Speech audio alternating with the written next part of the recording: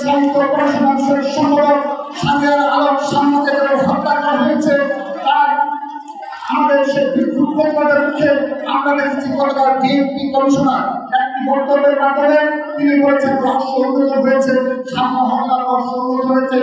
আমরা আজকের সমাবেশ থেকে বিএনপি কমিশনারের বক্তব্যকে ছাত্রদল ঘৃণা করে প্রত্যাখ্যান করছে।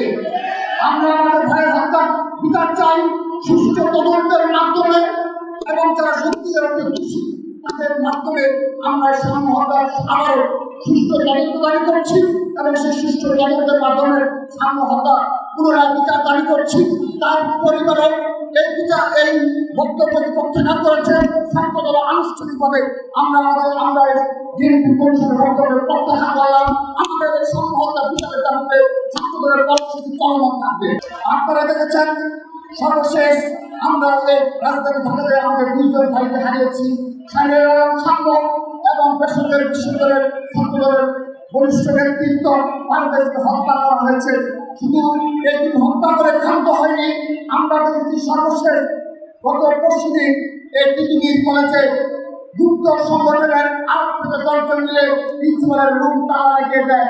কুয়েটে ছাত্রদলের কর্মীর উপর হামলা করা হয়েছে হত্যার উদ্দেশ্যে। শুধু তাই নয়, আমরা দেখেছি গতকাল রাজশাহী বিশ্ববিদ্যালয়ে বামধারা সংগঠনের উপর হামলা করা হয়েছে। আমরা স্পষ্ট ভাষায় বলে দিতে চাই, ছাত্রদলের ধৈর্যের পরীক্ষা নেবেন না। আমাদের যদি ধৈর্যের বাদ ভুলে যায় কাউকে শান্তিতে থাকতে দেব না। যারা গুপ্ত সুপ্ত সকলের বিরুদ্ধে আমাদের আন্দোলন চলমান থাকবে।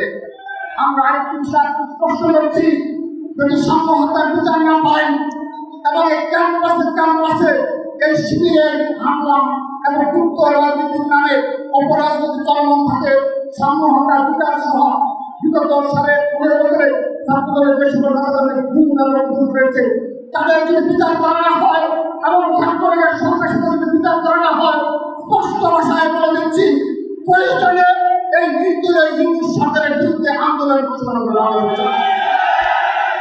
আমরা ইতিমধ্যে ঢাকা বিশ্ববিদ্যালয় সহ জাহাঙ্গীরনগর বিশ্ববিদ্যালয় সহ বাংলাদেশের সকল বিশ্ববিদ্যালয়ের পড়াশোনায় বিশ্ববিদ্যালয় সহ সকলের নিকট 9.5 মাস যাবৎ আমরা বারবার আকুতি জানিয়েছি ছাত্রদের সন্ত্রাসের বিচার করা। কিন্তু আমরা লক্ষ্য করছি এই বৈষম্যবিরোধী ছাত্র আন্দোলনের যারা আজকে এই নেতৃত্ব দাবিতে এবং এই শিবিরের যারা রয়েছে তারা এই ছাত্রলীগের সন্ত্রাসীদের পুনর্বাসনের আঁকড়া হিসেবে পরিণত হয়েছে। আমরা স্পষ্ট ভাষায় বলতে চাই, এই ছাত্রলীগের সন্ত্রাসীদের বিচার ব্যতীত সহ কোন ছাত্র সংসদের সুস্থ হবে বলে আমরা বিশ্বাস করি না।